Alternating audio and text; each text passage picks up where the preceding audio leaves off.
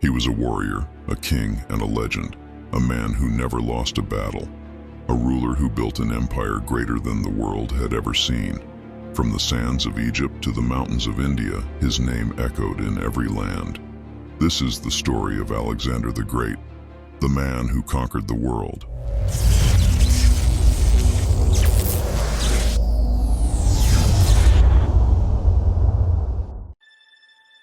A long time ago, in the land of Macedonia, a boy was born who would change history forever. His name was Alexander, and he would become known as Alexander the Great. Alexander was born in 356 BC to King Philip II and Queen Olympias. From a young age, he was different from other children. He was strong, smart, and full of ambition. His father, King Philip, was a great warrior, and his mother told him he was destined for greatness. Alexander had a special teacher, Aristotle, the famous philosopher. Aristotle taught him science, philosophy, and the art of war. Alexander loved stories about great heroes like Achilles, and he wanted to be just like them. When Alexander was 20 years old, his father was assassinated, and he became the new king of Macedonia. Many thought he was too young to rule, but Alexander quickly proved them wrong.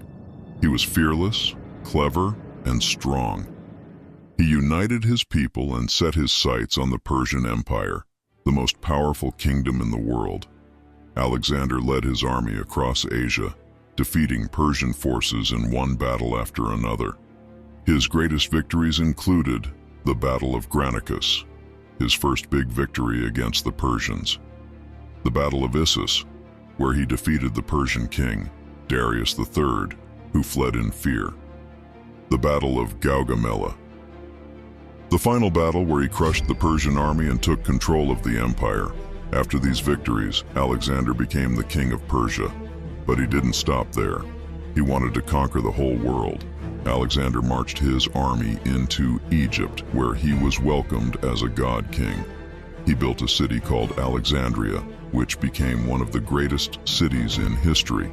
Then he traveled to India, where he faced his toughest battle against King Porus, a powerful ruler with giant war elephants. Even though the battle was hard, Alexander won. But his soldiers were tired. They had been fighting for years, and they wanted to go home. After much thought, Alexander agreed and started the long journey back. In 323 BC, at just 32 years old, Alexander fell sick and died in the city of Babylon. No one knows for sure how he died. Some say it was a fever. Others believe he was poisoned. Before he died, his generals asked him, "Who will rule your empire?" Alexander replied, "The strongest." After his death, his empire was divided among his generals, but no one could replace him. Even though he died young, Alexander changed the world. He built over 20 cities named Alexandria, spread Greek culture across Asia, inspired leaders for centuries to come. Today, he is remembered as one of the greatest warriors and leaders of all time, the man who conquered the world.